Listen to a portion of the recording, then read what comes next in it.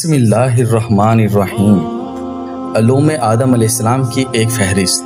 حضرت آدم علیہ السلام کو اللہ تعالیٰ نے کتنے اور کس قدر علوم عطا فرمائے اور کن کن چیزوں کے علوم و معارف کو عالم الغیب والشہادت نے ایک لمحہ کے اندر ان کے سینہ اقدس میں بذریعہ الہام جمع فرما دیا، جن کی بدولت حضرت آدم علیہ السلام علوم و معارف کی اتنی بلند ترین منزل پر فائز ہو گئے